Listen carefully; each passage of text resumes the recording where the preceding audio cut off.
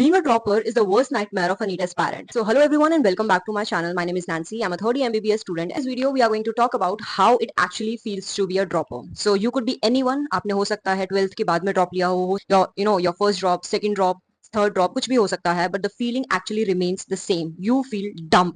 Okay.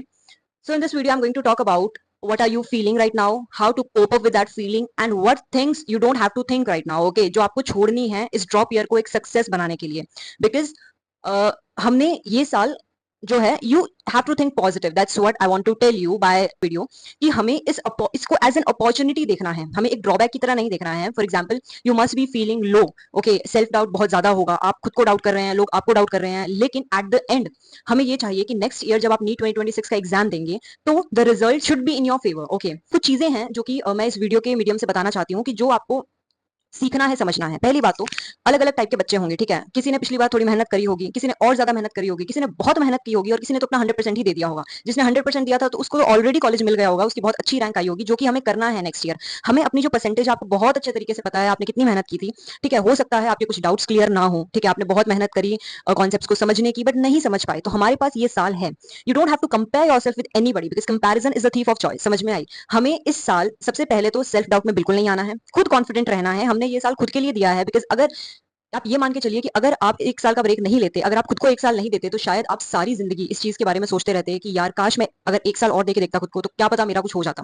Because the thing is, being a doctor is a choice, ठीक है. ये एक ऑप्शन है आपके लिए, आप इस चीज को समझिए, ठीक है. ठीक है, बहुत लोगों का सपना होता है, the dream of becoming a doctor, but medical line के अलावा भी बहुत सारे फील्ड्स हैं. फॉर एग्जाम्पल, आपके टीचर्स आप लोगों को क्लासेस में बताते होंगे कि अलग अलग स्टोरीज के थ्रू वो एक ही मैसेज कन्वे करना चाहते हैं. For example, there were two students, they both were preparing for PMT and all that. उसमें से जो एक स्टूडेंट था, उनका तो हो जाता है पीएमटी में selection, he then becomes a doctor, but जो दूसरा बच्चा होता है उसका नहीं हो पाता, and he was actually equally smart and equally hard working, but उसका क्रैक नहीं होता किसी वजह से.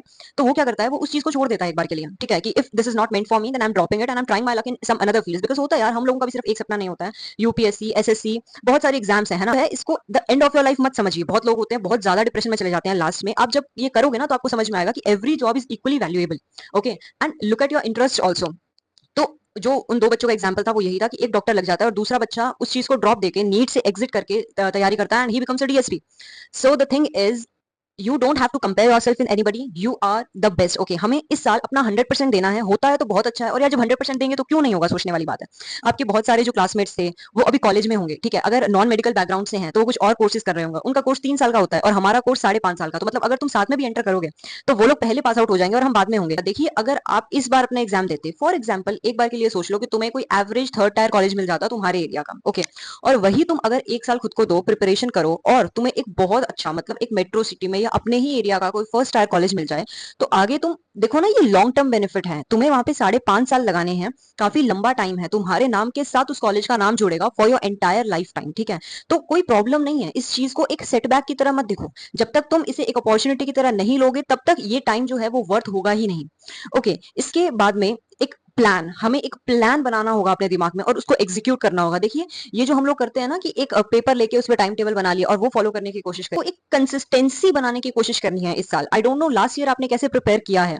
कुछ बच्चे होंगे जो जैसे इस साल जिनके भी 550 से ज्यादा स्कोर था, वो लोग नेक्स्ट राउंड के लिए मतलब वो लोग क्वालिफाई कर चुके हैं, और जिनका उससे कम था वो लोग नहीं कर पाए हैं. तो मुझे नहीं पता अब तुम 350 के स्लॉट में हो, 450 के स्लॉट में हो, 500 के स्लॉट में हो, तुमने कितनी मेहनत की है, तुम कितने कंसिस्टेंट थे. कंसिस्टेंसी का मतलब ये होता है कि किसी दिन मैं बहुत ही लो फील कर रही हूँ, मेरा कुछ करने का मन ही नहीं कर रहा, तो भी मैं 2 घंटे तो पढ़ूंगी, क्योंकि वो मेरा थ्रेशोल्ड है. समझ में आई? वो मेरा बेयर मिनिमम है. ऐसा नहीं कर रही मैं कि किसी दिन तो मैं 12 14 15 घंटे पढ़ रही हूँ, किसी दिन मैं पढ़ ही नहीं रही हूँ. नहीं, you have to be consistent कि ये मेरा फिक्स है, मैं इतना तो करती ही हूँ. और आप बहुत सारे टॉपर्स के इंटरव्यूज देखेंगे, आपको ये चीज सबसे ज्यादा कॉमन दिखेगी कि यार उन्होंने कभी भी पढ़ना छोड़ा नहीं था.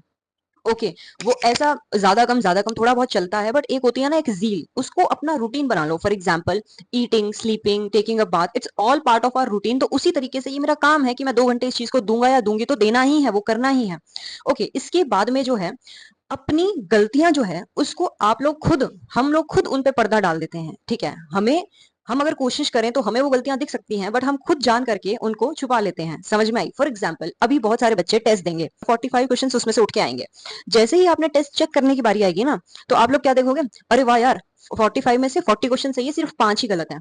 आपको अपना 100% ध्यान देना है उन 5 क्वेश्चन पे जो आप गलत करके आए हैं. आपको काम ही उस पे करना है. अगर आपके लास्ट ईयर 500 स्कोर निकला था, विच इज मतलब काफी अच्छी रैंक बनी होगी 500 पे। तो फिर वो बच्चा खुश हो रहा है जिसका लास्ट ईयर 500 स्कोर निकल के आया है और वो उन 5 क्वेश्चंस को देख ही नहीं रहा है, मतलब ना चेक कर रहा, ना रिकॉल कर रहा, उन कॉन्सेप्ट्स को समझ नहीं रहा, तो वो इस साल भी 500 पे ही बैठा रहेगा, उसमें कोई इंप्रूवमेंट नहीं आने वाली है। And this is what I want to tell you, if you had a good score last year, if you are scoring between 450 500 to 550, then you need to actually check your mistakes.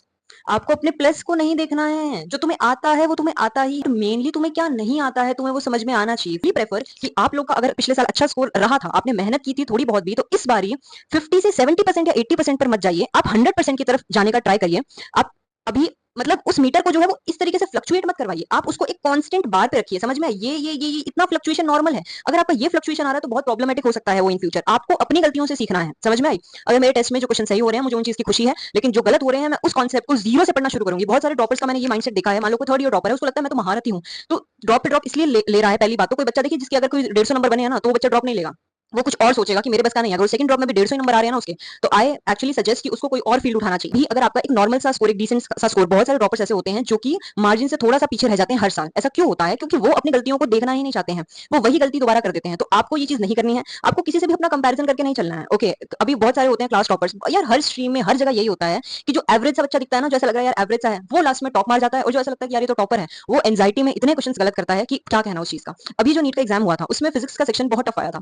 अभी जिस बच्चे ने जो बहुत पढ़ा है पूरे साल, उसको 100% भरोसा है खुद पे कि मैं तो फिजिक्स कर लूंगा, वो क्या करता है जाके फिजिक्स लेके बैठ जाता है, उसका आधे से ज्यादा टाइम उस चीज में खराब हो जाता है फिजिक्स के अंदर, और वो केमिस्ट्री और बायो में फिर क्या कुछ तो ऐसे ही रैंडम कर रहा है, तुक्के मार रहा है, कैसे भी करके अपना काम खत्म कर रहा है कि मुझे पेपर कंप्लीट करना है। और वहीं एक ऐसा बच्चा है जो इंटेलिजेंट है, जिसने पढ़ा लिखा है, बट जिसको चीजें टाइम को यूटिलाइज करना आता है। उसने देखा यार फिजिक्स तो बहुत डिफिकल्ट है, ये सिर्फ तुम्हारे लिए डिफिकल्ट नहीं है। वो जो इस बात को समझ जाए वो पहले ही बहुत आगे चल रहा है कि वो 25 लाख बच्चों के लिए डिफिकल्ट है, सिर्फ तुम्हारे लिए डिफिकल्ट नहीं है वो। तो वहां पे होशियारी का काम ये है कि तुम उस क्वेश्चन को छोड़ दो। जिस बच्चे ने फिजिक्स छोड़ के केमिस्ट्री और बायो पहले पूरा अच्छे तरीके से अटेम्प्ट किया है और आधी फिजिक्स अटेम्प्ट किया और आधी छोड़ दिया है, उसका एक बेटर स्कोर है एज कंपेयर टू वो बच्चा जिसने अपना सारा टाइम फिजिक्स पे झोंक दिया और उसके बाद में केमिस्ट्री और बायो के अंदर वो कुछ नहीं कर पा रहा। ठीक है, तो ये होता है पेपर सॉल्विंग स्ट्रेटेजी। इसके लिए आपको चाहिए होती है पेशेंस। अगर आप छोटी छोटी बात पे बहुत एंशियस हो जाते हैं, नीट का पेपर आते अगर आपकी धड़कन बढ़ी ना, तो आप पहले ही हार गए मेरे दोस्त, आप उन बच्चों से पहले ही पिछड़ गए। आपको वो चीज कंट्रोल करनी है, और वो कंट्रोल होगी जब आपको खुद पे इतना कॉन्फिडेंस होगा ना कि कुछ भी पूछ ले, पेपर में कुछ भी आ जाए, मैं कर लूंगा या मैं कर लूंगी, तो आपको कोई नहीं रोक सकता। ठीक है, तो यही सब कुछ चीजें होती हैं जो कि आपको एवरेज से, मतलब जो एक बॉर्डर लाइन है नॉन सेलेक्टेड स्टूडेंट्स और सेलेक्टेड स्टूडेंट्स, वो आपको इधर से इधर शिफ्ट करवाएगी। वो एक ही जो है स्ट्रेटेजी है कि आपको इस टाइम पे अपने कॉन्सेप्ट्स क्लियर करने हैं, अपना सिलेबस कवर करना है, आपको ज्यादा से ज्यादा टेस्ट देने हैं। कभी भी जीवन में टेस्ट से नहीं भागना है, ठीक है? क्योंकि test practice makes a man perfect, ये बहुत ही इंपॉर्टेंट लाइन है। आपको डिफीट हो गया कोई बात नहीं, आपका एक बुरा स्कोर आएगा आप देखोगे, पर अगर आप ये चीज कंटिन्यू रखोगे तो एक टाइम ऐसा भी आएगा जब आपका स्कोर बहुत ज्यादा इंप्रूव हो जाएगा। ओके, तो हमें ये नहीं सोचना है कि क्लास में वो बच्चा है वो तो बॉर्न गिफ्टेड है ना, गिफ्टेड विद आईक्यू है, तो हम उससे पिछड़ जाएंगे। नहीं यार, hard work beats talent when talent does not work hard, you all have heard of it. So be confident, आपको किसी को शो करने के लिए नहीं करना है ये सब कुछ। ठीक है, हम सब पे फैमिली एक्सपेक्टेशंस हैं, फैमिली हमसे कुछ एक्सपेक्ट करती है, हमारे आसपास के लोग हमसे कुछ एक्सपेक्ट करते हैं, सब पे उस चीज का थोड़ा सा है ना, हमको उस चीज को भी नजर में रख के चलना पड़ता है। बट आपको खुद को हेल्दी रखना है, एक कंसिस्टेंट रूटीन बना के रखना है अपना। ठीक है, ऐसा नहीं कि आधे इतने घंटे में, अरे यार तुम्हारा मन कर रहा है किसी दिन ज्यादा सोने का, तुम ज्यादा सो, किसी दिन मन कर रहा है बाहर घूम के आने का, घूम के आओ, कुछ वो नहीं है उसमें कुछ कि प्रोहिबिशन या आपको कुछ रोका जा रहा है, नहीं। जो आपका पढ़ने का टाइम है वो अगर 2 घंटे है, तो मेरे दोस्त बहुत ही ईमानदारी से वो 2 घंटे उस काम को दो, आपको बहुत अच्छा फील होने वाला है और ये आपके लिए बहुत वैल्यूएबल चीज है। स्ट्रेस सबको होता है इस जर्नी में, बर्नआउट सबको होता है। ठीक है, एक चीज इंपॉर्टेंट है कि आपको जो अपना सोर्स है, बहुत ज्यादा सोर्सेज पकड़ने की कोई जरूरत नहीं है। आपने लास्ट ईयर भी देखा था कुछ सवाल एनसीईआरटी के चैप्टर से पहले वाले पेज से आ गए थे, है ना, और लोगों को क्या लगा कि भाई ये तो आउट ऑफ सिलेबस वाला क्वेश्चन होगा। आउट ऑफ सिलेबस नहीं था, वो एनसीईआरटी का ही क्वेश्चन था यार, आपने उस चीज को ढंग से स्टडी नहीं किया बस। तो इसीलिए आपको अपना जो सोर्स है ना वो बहुत लिमिटेड रखना है मेरे दोस्त। आपको बहुत जगह इतना हाथ फैलाने की जरूरत नहीं है। मैं एमटीजी भी कर रहा हूँ, जीआरबी भी कर रहा हूँ। ठीक है, अगर कोई ऐसा टॉपिक है जो जिसमें आप हर बार मार्क खाते हो, आप उसको करो। ठीक है, एक बार सॉल्व किया, ऐसा नहीं है कि है ना मैं इतना ही सारा बोझ इकट्ठा करके चल रहा हूँ और उसमें मेरे को आता कुछ भी नहीं है, तो ये सब चीजें नहीं करनी है। ठीक है, हमारा टारगेट क्या है? एनसीईआरटी आनी चाहिए हमें। कॉपी के नोट्स पढ़ो, एनसीईआरटी पढ़ो, पीवाईक्यूज सॉल्व करो, और अपना मेन टारगेट एनसीईआरटी को ही रखना है हमें। किसी भी चीज में आपको कोई भी डाउट आ रहा है तो उस डाउट को पूछने में मतलब सेकंड थॉट नहीं लेके आना है। बहुत बार ऐसा होता है जो सेकंड ईयर या थर्ड ईयर ड्रॉपर्स रहते हैं, तो उनको ऐसा लगता है कि यार मेरा तो एक स्टिग्मा है, मतलब अगर मैंने ये डाउट पूछ लिया तो लोग मेरे बारे में क्या सोचेंगे। यार बहुत छोटी छोटी चीजें होती है ना, बहुत छोटे छोटे क्वेश्चन होते हैं जो कि हमारे दिमाग में रह जाते हैं। समझ में आ रही है? मतलब बहुत टाइम तक हमारे वो डाउट सॉल्व नहीं हो पाते हैं, बट क्योंकि अगर मैं सेकंड ईयर ड्रॉपर हूँ, थर्ड ईयर ड्रॉपर, तो मुझे पता है कि ये क्वेश्चन बहुत ही ऐसा तुच्छा सा क्वेश्चन है, अगर मैं ये क्वेश्चन पूछूंगी तो यार मेरी क्या ही इज्जत रह जाएगी। तुम्हें वहां पे वो चीज पूछनी है, क्योंकि हो सकता है तुम्हें जो जो तरीका आता है, तुम्हारा जो way of attempting that question है, उससे तुम्हें वो आंसर मिलता है, तुम्हें 1-1.5 मिनट लगता है उसको सॉल्व करने में। और अगर कोई दूसरा टीचर है वो तुम्हें कोई ऐसा मेथड बता दे जो तुम्हारा क्वेश्चन 15 से 20 सेकंड में सॉल्व हो रहा है, तो यार क्या हर्ज है उस चीज में। तो जब भी बात सीखने की आती है तो अपनी ईगो बीच में लाने की बिल्कुल जरूरत नहीं है, अपने टीचर्स के साथ ईगो क्लैश करने की बिल्कुल भी जरूरत नहीं है। फिजिक्स जैसे सब्जेक्ट के अंदर तो ऐसा बिल्कुल भी नहीं करना है। अगर टीचर कोई एक्स्ट्रा पॉइंट बताना चाह रहा है, तुम्हें कोई एक्स्ट्रा तरीका बताना चाह रहा है, तो तुम्हें वहां पे अपना ज्ञान झाड़ने की कोई जरूरत नहीं है। जो वो बता रहे हैं चुपचाप सुनो। सबसे बेस्ट चीज जो एलन प्रोवाइड करता है, जो मुझे लगता है, वो होते हैं उनके जो डाउट सॉल्विंग डेस्क होते हैं। ठीक है, आप लोग टेस्ट देके आए ऊपर, अब नीचे इतने टीचर्स रहते हैं यार, अगर तुम्हें एक कॉन्सेप्ट एक टीचर का नहीं समझ में आता है, ठीक है, रिस्पेक्टफुली उनसे पूछो, जो वो कह रहे हैं उस चीज को समझो, नहीं समझ में आया तुम्हें दूसरा टीचर पकड़ लो। ठीक है, उन्हें बोलो कि सर प्लीज आप मेरे को ये कॉन्सेप्ट समझा दो, मुझे ये समझ में नहीं आया हुआ, तो तुम्हारे लिए कितनी अच्छी हो जाती है वो चीज यार। हर आदमी हर चीज को अलग अलग तरीके से परसीव करता है, and you get the benefit of learning them all. इन सब चीजों के अलावा short notes also play a very important role. ये मैं अपनी जितनी भी पुरानी वीडियोज हैं उसके अंदर ये चीज मैं बहुत बारी बोल चुकी हूँ कि जब भी आप पढ़ते हैं तो आप शॉर्ट नोट जरूर बनाइए, ओके, बिकॉज शॉर्ट नोट्स एक बहुत ही इंपॉर्टेंट चीज है। देखिए, अगर आपने एक चैप्टर पढ़ा, ठीक है, एक हफ्ते, जनरली ये 3 हफ्ते बाद टेस्ट होता है अपना, 21 डेज बाद में। तो अगर आपने 3 हफ्ते के अंदर एक कोई चैप्टर पढ़ा है, अभी आपको क्या करना है, उसका टेस्ट आ गया जस्ट अगले दिन आ गया, तो अब आप ऐसा तो कर नहीं सकते कि उस पूरी कॉपी को या उस पूरी बुक को, या मान ली 20 पेजेस में जो चैप्टर कवर हुआ, आप उसको वन गो में रिवाइज कर सको, ऐसा नहीं हो सकता। तो तुम्हें करना क्या है, तुम जो चीज में अटक रहे हो, जो फॉर्मूला तुम भूल रहे हो, जो तुम्हें याद करना मुश्किल हो रहा है, तुम्हें एक पेज लेना है और उस पर वो सारी चीजें लिख लेनी है शॉर्ट फॉर्म में। तो शॉर्ट नोट से क्या होता है, जब तुम लास्ट मोमेंट पे उसको रिवाइज करोगे ना, तो तुम्हें बहुत ही कॉन्फिडेंट फील होगा, तुम्हें बहुत कॉन्फिडेंस आएगा कि हाँ यार मैंने पढ़ा भी था, मुझे आता भी है और मैं कर भी लूंगा।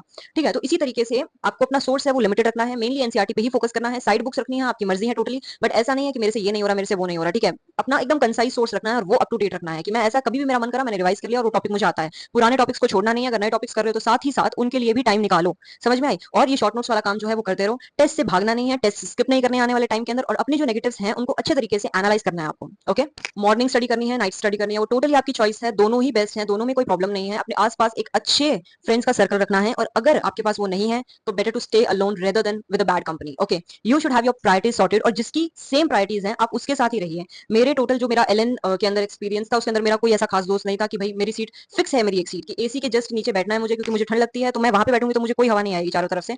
और अगर कोई बहुत ही अच्छा है, कोई फ्रेंडली है, कोई हेल्प कर रहा है आपकी पढ़ाई में, कोई वैसे ही है ना, ऐसा नहीं है कि दोस्ती यारी के पीछे तुमने अपना जो है वो साल बर्बाद कर लिया। देखिए, प्रैक्टिकली सोचा जाए तो आपके पेरेंट्स जो हैं वो आपसे एक्सपेक्टेशंस के साथ फाइनेंशियली भी इन्वेस्टेड हैं आपके अंदर उस टाइम पे। तो आपका भी आपका ये फर्ज बनता है कि आप उनको एक अच्छा रिजल्ट दें, एक अच्छा रिजल्ट उनको देना। This is actually your moral duty being a child. Okay, तो इसके अलावा कुछ बहुत ही लंबी चौड़ी बात नहीं है, बस यही है कि यार अच्छे तरीके से तैयारी करो। कोई भी प्रॉब्लम हो, comment section is always open for you. मैं मेरा भी हाईज एंड लोज चलता रहता है यार, कुछ कुछ दिन बहुत अच्छा फील होता है, कुछ कुछ दिन बहुत बुरा भी लगता है ना। तो ये सबकी लाइफ का पार्ट है, दुखी सिर्फ आप नहीं है, हम नहीं है, हम सभी दुखी हैं, ऐसा ऐसा कुछ कोई बात नहीं। स्टूडेंट रहना है, अपने गोल्स पे फोकस रहना है, अपना 100% एफर्ट डालना है, और उसके बाद में हो जाएगा यार, इतना डिफिकल्ट नहीं है, अगर आप अपना बेस्ट देंगे तो हो जाएगा। All the best and stay consistent. Thank you so much for watching, bye.